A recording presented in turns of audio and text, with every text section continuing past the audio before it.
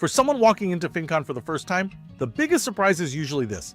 It doesn't feel like a finance conference. There are no rows of suits debating market forecasts, no heavy emphasis on credentials or technical frameworks. Instead, the energy is closer to a media startup environment, fast-moving, informal, and built around people who are actively creating, publishing, and experimenting in public.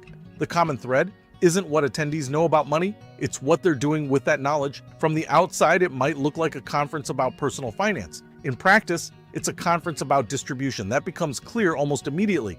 Conversations revolve less around investment theory and more around platforms, YouTube, newsletters, podcasts, short-form video, and how each one is evolving. Attendees talk openly about what's working, what isn't, and how quickly those answers change. There's a sense that everyone is operating in real time, adjusting strategies as algorithms shift and audience behavior evolves. The formal sessions reflect that same focus. Rather than broad or abstract topics, many presentations are built around specific systems, how a channel scaled, how a newsletter converts, how a product launch performed. The most effective sessions tend to feel less like lectures and more like breakdowns, practical, detailed, and grounded in recent results. The expectation isn't that you'll leave with inspiration alone, but with a clearer understanding of how things actually function behind the scenes. That said, the sessions are only part of the experience, and for many attendees, not the most important part.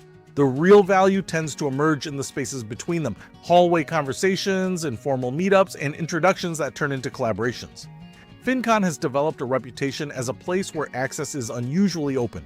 People who might appear distant online, creators with large audiences, founders of growing brands, are often approachable in person, willing to share insights without the usual layers of separation. There's also a noticeable recalibration that happens over the course of the event. For newer attendees, especially those who haven't yet started creating content, the environment can be both motivating and disorienting. It becomes clear very quickly that many people in the room are building real businesses, sometimes significant ones, out of content that looks deceptively simple from the outside. That realization tends to shift how attendees think about what's possible and how quickly it can happen with consistent execution. At the same time, the conference isn't designed to be comfortable for everyone.